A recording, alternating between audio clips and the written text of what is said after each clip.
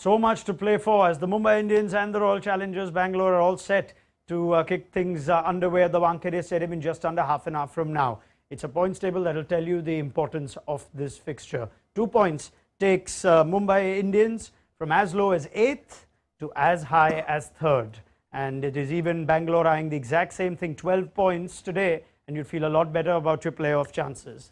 Not a lot of good news from the Mumbai dugout as far as injuries are concerned. We'll come to that in a moment. But On Visit Saudi presents ESPN Cricket for T20 Timeout. I'm delighted Ravi Shastri is here with us and not at the Wankhede Stadium. This is a clash that commands Ravi's presence, but we've got him here. No, it's nice to sit back and enjoy a good game. Such a big one, though. You know, sit back and enjoy it from here. Yeah, and such a massive game this for both teams. It is. It is. And you mentioned from literally close to the bottom, you go to number 3. Yeah. Tells you how well stacked up that middle portion of the table is.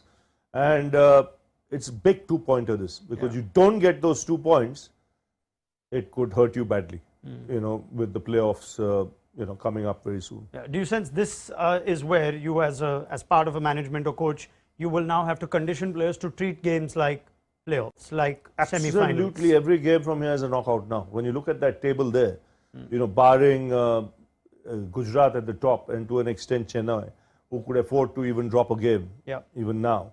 I mean, there could be other teams who could afford to drop a game, but the mindset should be, this is it. You know, just like Kolkata have got themselves into that mindset, that we are in a corner, we've got to win every game, similar with Delhi. You know, it's now for the other teams also to follow suit. Yeah, and you feel if you win this, you keep matters in your hands. Every game you lose now and you're hoping for results going your way. Mumbai have 3 games out of the remaining 4 at the Wankhede Stadium. I wonder if that gives you any idea of whether this is a favoured team now to upset some others, Mumbai favourites today? Especially. I would say so, playing at home. You know, the conditions will suit them. There's no Jofra Archer, which is a blow for them, because he had started to bowl well. He had bowled well in the last game in these conditions.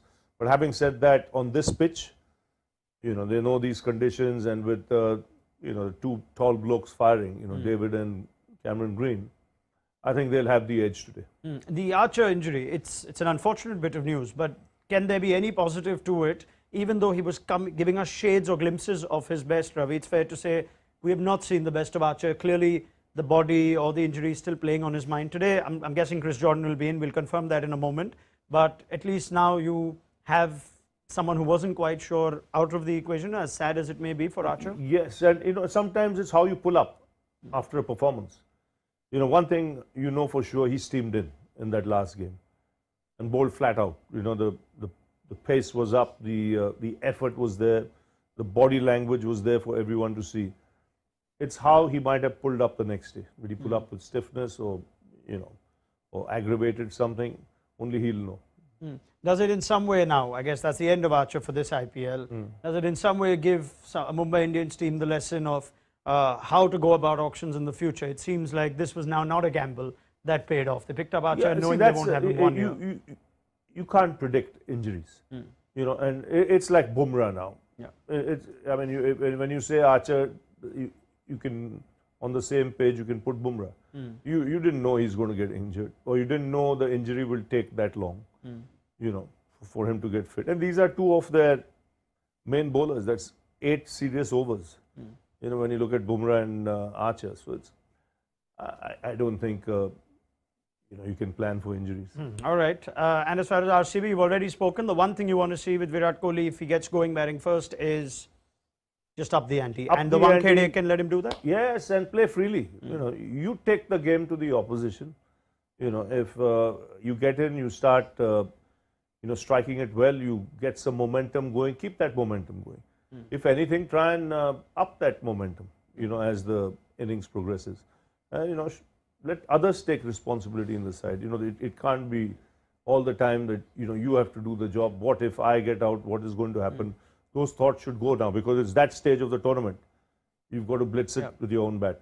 On the other hand, Ishan Kishan is a big player for the Mumbai Indians. He's among the runs, and he now also knows that he's going to be heading to London after this as cover or as part of the squad for the WTC final. Now, they've made the decision Firstly, your reaction to it, Ravi, what it could do to perhaps motivate Kishan, and does he No, it'll get into that team? Yeah, it'll definitely motivate him. Getting into the team will be tough. I'm sure Bharat might get the first opportunity there. Being the proper keeper, and if, like we mentioned, if the conditions are such where two spinners play, and he might get the nod. But it'll do his confidence a world of good here. He's a good nick. He's a dangerous player at the top. And if he stays for any bit, say 8 overs, 7 or 8 overs, he could well put Mumbai in a prime position. All right, Ravi, thank you very much. We leave you here. We get ready to build up and give you team news in just a moment. But Surya Kumar Yadav enjoys this fixture more than others. We remember those images of him bossing a chase against RCB, propelled his advancement into the national side. And we caught up with Surya recently. So here's him responding to some of our tricky 25 questions.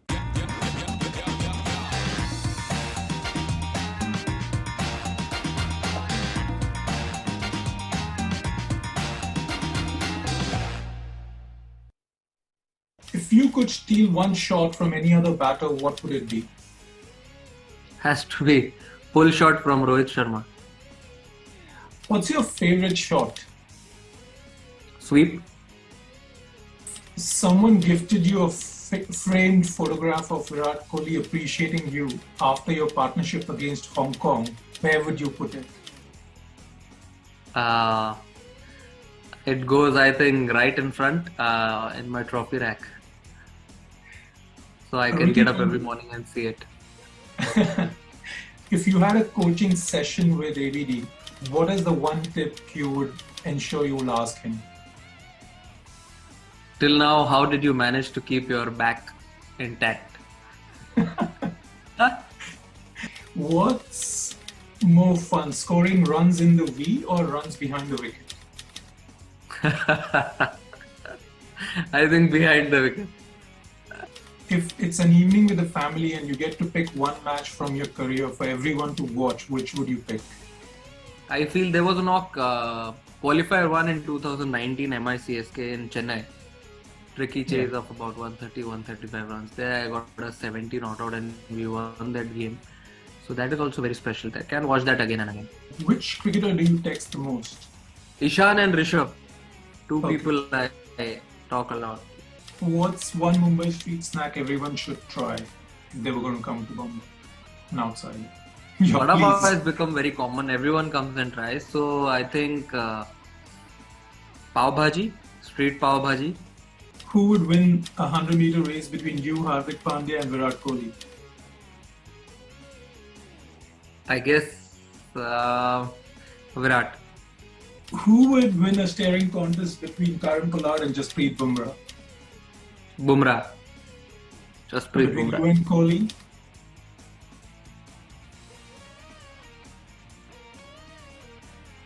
Me.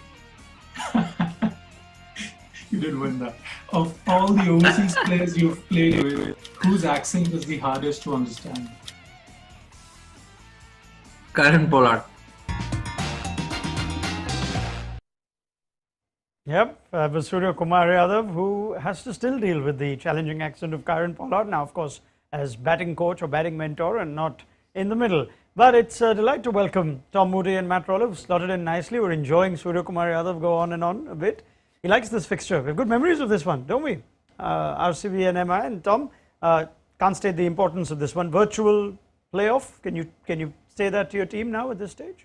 You wouldn't say it to your team, but you know very well that the points today are significant in the context of whether you're going to be playing playoffs or not. And there'll be that sort of hype within the dressing room. So when you're in the coaching position, it's one thing you don't want to highlight too much. You just want business as usual. Let's just stick to, again, what's important to us, what do we need to make sure we get right today, in all our three disciplines, and just focus very much on those things. Again, sort of worrying about, oh gosh, this is a big match and we know we've got to win here, that they've got this strength, they've got that strength, we've got to watch out for this, we've got to watch out for that. What you need to watch out is what's happening in your own dressing room. I guess it helps that they've won a toss. We were thinking on the eve of this game, Matt, that whoever shall chase has a significant advantage. Yeah, I suppose the possible counter to that is that RCB have struggled actually chasing this year. So maybe it's a good toss to lose, as the cliche goes. But I suppose that the big question is whether or not they can put anywhere near enough runs on the board on what, by all reports, is a pretty good batting pitch to defend it. And I think that having looked at the teams, I think their batting first 11 probably has maybe one fewer batter than we've seen them pick previously. So again, it feels like it's going to be a similar story for RCB that it has been throughout the whole season, of a reliance on a handful of top batters. And just go ahead, name them. We know what their names are. Right, let's have a look at RCB's batting first 11. And looks like Kedar Jadhav has missed the bus to today's game. He did nothing in the last, didn't have the opportunity to do anything, and he finds himself out. He is on the impact sub-bench, and I'm curious to see if, with the team that they've named, if they feel like they have enough bowling, whether Jadhav could come in, if required, first innings, Tom. But can you make sense with that? Harshal Patel is back in a batting first 11. He was nursing some sort of finger injury on his left hand, and therefore he wasn't named previously. But can you rationalize Kedar not being in after a game and not batting? Yeah, look, I can. I just, firstly, I found it hard to understand how he ended up in the squad, let alone finding himself in the playing 11. I think they've got the right 11 there from a batting perspective. It's good to see Harshal Patel back in that batting 11, because we know that he's a key bowler for this lineup, but he's also an effective batter down the order. So it's good to see his hand has obviously got to a position where he can play both roles for RCB, which is a bit of a win. But looking down that order, it's going to be very interesting to see who's going to come in at 3. Is it going to be Maxwell, or is it Lomraw, who's just come off a really good innings? Or Raunak, who's also been used in that position. So again, it's sort of, that's the hole in this team. Yeah. And they're so reliant, and they've been lucky in that both their openers in Faf and Virat Kohli have been in outstanding form. So it's nearly covered up the fact that they haven't had to worry about that number 3 position too much. You sense we'll see just a bowling swap then in Karan Sharma ahead of maybe Shahbaz, who hasn't bowled much? I think that's most likely, yeah. I think the interesting one to sort of work out with RCB is what the logic is behind fielding a slightly different balanced 11, but it feels like the inclusion of Harshal, who they clearly rate quite highly as a batter. I think they've used him up the order a couple of times as sort of almost a pinch hitter this year. That would be, I imagine, what the difference is. And also, to be honest, I think looking at the top order, it shouldn't take having an uncapped batter at number 7 for them to be playing with freedom, given the circumstances they're in on what looks like a pretty good batting pitch at a venue that you have to go hard early and against the Mumbai attack that's probably under a bit of pressure. Is it probably just that they don't fear losing too many wickets today? Yeah, look, well, you'd hope that you don't lose too many wickets in such a big contest on such a good batting surface. Every batsman that turns up to Wankhede in a T20 match in the evening, in particular, is sort of licking their lips, thinking, right, okay, let's just get in on this surface because I can really cash in. I just want to bring up a point around that number 3 position, which has been a bit of a revolving door. I think they've used 7 different players in that position at number 3. I reckon they should use 8, and tonight that 8th should be Wanindu Hasaranga. I don't think they're using him at all effectively with the bat. We've seen Sri Lanka use him elevated in those sort of pinch hit, type roles, and he's done it very successfully. I think that could fill the void that is clearly there, and it also just protects Maxwell for a few overs.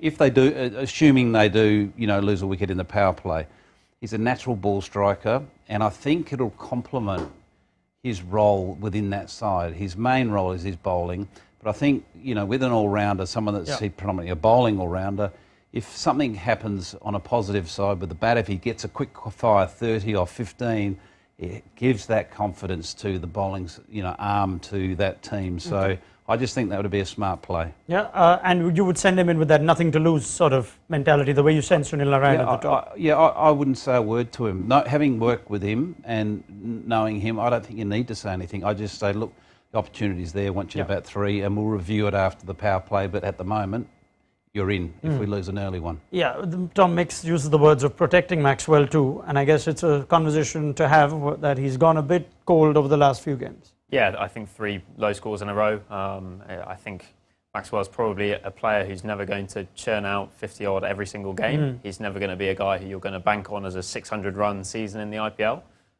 But he's the sort of player that if he can come good at the right time of the season in a big match like this, in a playoff game, then he's always going to be a huge impact player for them. And I think if you look at the way they've used him through the season, it's generally a case of he won't come out at number 3 if they lose a wicket in the first couple of overs, because if there is a vulnerability, it's probably against the moving ball. Particularly if it's swinging around. So a good example would be that game at Chinnaswamy against Rajasthan Royals, where Virat had one sort of put into his knee, I think, by Trent Boult first ball. And Shahbaz Ahmed, for example, in that situation came out at number 3, and maybe in the similar situation tonight, if it were to arise. I do like the idea of Hasaranga sort of coming up for a swing. I think we've seen innings springs to mind from the T20 World Cup about 18 months ago against Ireland, where he came out and had a swing, and obviously it's a different set of circumstances, but I think it could have some merit to it for sure. Yeah, we have discussed the option of Hasaranga coming up. We've discussed David Willey coming up when he was part of the 11. They didn't go that route. No one's really worked. Tom Moody's keen on Hasaranga at 3 today, and I think we also go back to what they could possibly learn from that Delhi defeat, because that would have hurt, Tom. They would have backed themselves to pick up points against Delhi, and we had a long chat on whether the approach batting first, which is the same situation they're in now, is dated. Can you not think of your impact sub to liberate some of your batters? Now you've gone to batter light. Until you don't put Hasaranga there and with the batter light, I guess you're not even thinking like that. I wonder if we are likely to see the same approach today. Well, I hope they've just downloaded the Cricinfo app and have sort of worked out that maybe this is a possibility. This is a possibility. Yeah, look, I think we can say, sorry, but in close with whatever we know, that there are people in that RCB dugout that watch what we're saying. Carry on, Tom. But look, I think that's a frustration that not only I think fans that are following RCB, but I think there may be also some frustration within around how they do try to approach those middle overs. They have got a template that, that I think, particularly with this impact sub, is a little bit dated, because the game is racing away from us. We've seen, I think, 29 scores over 200 now, which is an extraordinary number of games scoring that many runs, and you cannot afford to sit still between 7 and 14. So, if you're in, you've got to, and you go through the power play and you're in 5th gear, you've got to remain in 5th gear. You can't sort of slip back into 3rd gear and pace things because you're trying to set a competitive total, or you're concerned what's behind you. And just to build on that point actually as well, I think this year in particular, because of the fact that RCB haven't been scoring those runs at the death that we probably saw last year, the lower middle order haven't been able to bail them out, and we see here the sort of the death over scores in their recent games, and obviously slightly better against Delhi with Lomror coming good for the first time this season. But I think that probably reflects as much as anything the fact that Dinesh Karthik, who had a stellar, probably season of his career in 2022, hasn't really contributed much. I think he's averaging 12 so far this year in 2023. And when you combine those two things, you do get a bit of a problem. And this needs to be that Delhi game that we see at the bottom, where they had 55 in the last 5 overs. It's not a huge score, but it needs to be the sort of score that they're making a lot more regularly than the ones we see above. And some of those are in tricky conditions. The game in Lucknow, obviously, you're not expecting them to, add 60 off the last 5. But tonight is the sort of venue, the sort of situation against a team where, Chris Jordan will presumably be their main death bowler playing his first game of the season. Yeah. But this is a sort of venue where you need to cash in at the back end of the innings. Yep. All right. Let's go straight to that then. Chris Jordan plays for the Mumbai Indians. He was part of this setup. We weren't quite sure who he replaces, but now we can understand why he was included. They were obviously worried a little bit about Jofra Archer. Eventually his IPL's come to an unfortunate end. He's going to fly back to work on his rehabilitation. And Jason Behrendorff, who last played a couple of weeks ago in the defeat to the Gujarat Titans and missed 3 games since, is back to presumably take the new ball. And he's got quite the matchup against the RCB's top 3. So that augurs well, Tom. I guess this is the right template in terms of balance for overseas players that you'd go for the Mumbai Indians, but there's still no Tilak Verma. I think that's a big miss, the absence of Tilak Verma. He's been such an important part of that side in a very difficult role when he comes in at the back end of the innings, and he seems to have taken to it like duck to water. So that's a big loss. I'd really like to know what the issue is with him. Yeah. You know, we saw him in the dugout. You know, in the last game, we saw him getting interviewed. So it's obviously not an illness. It's obviously either a finger injury or something like that. But MI do have that sort of history of keeping things pretty much under wraps. But yeah, I think they've picked the right side there. I'm really looking forward to the Behrendorff matchup to Kohli and Faf. You know, Behrendorff has got an incredibly good record as a power play bowler. He does take wickets, and he's done it this season as well. Not quite in the category of Trent Bolt, but he's also, you know, he's also a deadly new ball bowler because he swings it back into that front pad. Yeah, you speculate who the impact sub could be, and unfortunately, no real name screams out. But assuming they're just going to strengthen their batting and they can't get in stubs, that effectively leaves us with just Ramandeep. Vishnu Vinod, of course, is the reserve keeper in the team. Yeah, that looks like the most likely option, doesn't it? I think, as Mood says, I think Tilak is such a huge miss for them in terms of balancing that middle order as well. That I think, Ramandeep looks like the obvious option. I think take out a bowler at half-time and put him in is the likely change. How's Jordan been? What's he up to since that World Cup final, for those of us that may not have followed his path? Well, he was out in the UAE with playing against Tom's team, actually, and I think he finished that tournament as leading wicket taker, if I'm not wrong. Yeah, so he's player of the series. Yeah. So he's in good form. So, is he still part of the England setup? Yeah, so he travelled and played in Bangladesh. He probably didn't have the time of it he would have wanted in the T20 series, but I think from his point of view, it's obviously a huge opportunity to be back at the IPL. I think he's already onto his 5th franchise, and I think it will probably have helped him the fact he's been here for, I think, over 10 days now already, since before that game against Rajasthan, which feels like a while ago at this point.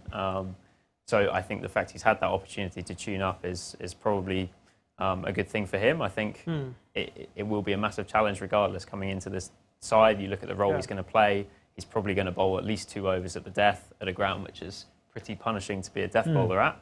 And yeah, as you can see, he's not always nailed it in the IPL when he has been over here. Obviously, you know, teams do go pretty hard at the death, but you don't want to be going at the best part of 12 and over. He remains an enigma, Chris Jordan, for how good he is with England and in a number of his other franchises. But he has not, fair to say, Tom, had the same impact for his multiple franchises in the IPL. No, he hasn't. But what this tells me and screams out to me is that it takes more than one to, to get to the result collectively and individually. So he's been playing in an England side that's been very successful, and he's had the support at the other end, which is so important. So. You might be, the sole person that's trying to hold down, the heavy sort of winds of the opposition, sort of smashing you in those latter overs. But if you're not getting support at the other end, and that support's not so much them bowling an over, under 8 runs over, it's them taking wickets, because then you're coming on for your over and you're potentially bowling to a new batter. So you need that teamwork from a bowling perspective where wickets are falling at both ends, and if that's not happening, whether it's Chris Jordan or anyone, you're always up against it.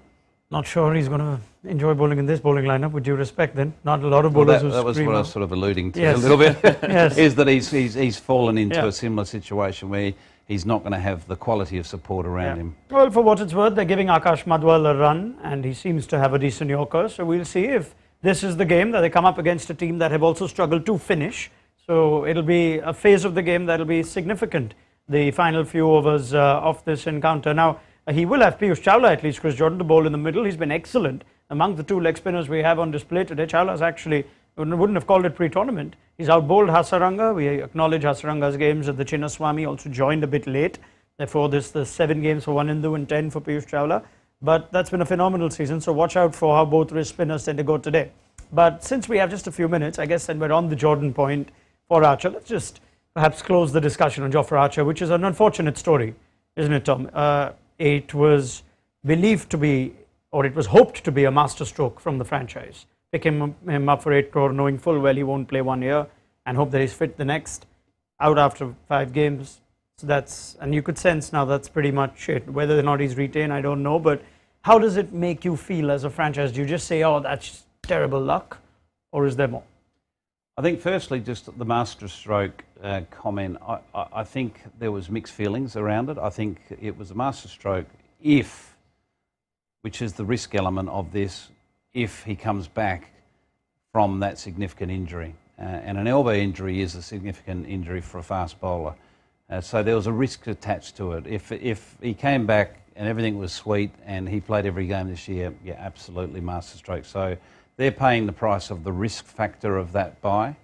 You know, from Jofra Archer's point of view, you don't want to see any elite sportsman, you know, fall into the category of having their career derailed because of, you know, being plagued by injuries. So, you know, and I don't wear the idea of he's been taken back to England by the ECB in preparation for the Ashes and all that. I think that's just headline-grabbing stuff. You know, I don't see he being an integral part of the Ashes, that trying to prepare him for Test match cricket. You know, he hasn't played Test match cricket for a long time. He hasn't completed 10 overs for a long time, let alone playing 5 days of Test cricket.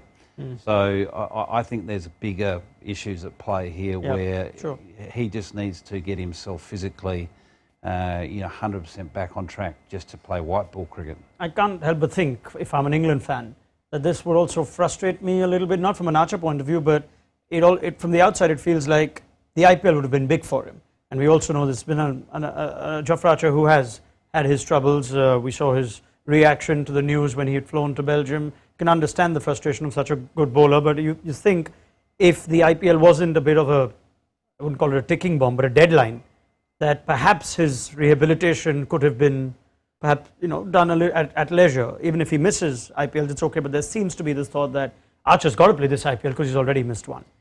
I think it was a really tricky set of situations and circumstances because Archer did come back to international cricket at the start of this year and looked pretty good. I think second ODI back, he took 6 of 40 in South Africa in a win. He played 5 out of the 6 games on the white ball tour to Bangladesh. He looked pretty fit. He was bowling quick. There were a couple of times he was comfortably clearing 90 mile an hour, so 145 kilometres an hour, pretty much every ball of a spell. And he arrives at the IPL, and much as there was, clearly a deadline in that there's a first game to play, and he played in it and didn't feel great. I can see why, if you look at the other option for him, the other option was staying back and playing championship cricket and giving up a significant sum of money. And there's no guarantee he would have got through championship cricket unscathed as well. Yeah.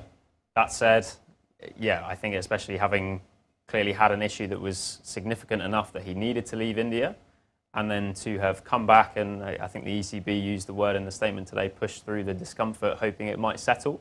That sort of raised a few alarm bells for me. I think reading those words, I felt, that doesn't sound like something that would ideally have been happening. But I suppose the other part of this is just the human element of a guy who's missed the best part of 2 years at the prime of his career. Sure. And I'm sure, as much as anything, he would have been absolutely desperate to play and prove to people that he's still got it, that he's still able to bowl quick, and he's definitely proved that he's able to bowl quick. The problem is whether it's sustainable, and as Tom says, I think it's a week short of 2 years since he last played a first-class game.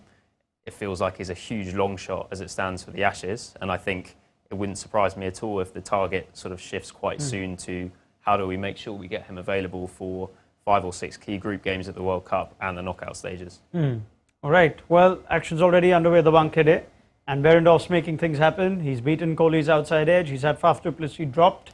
So let's see if that in any way affects how Tom Moody and Matt Roller feel about the first innings. Tom, first innings score from you.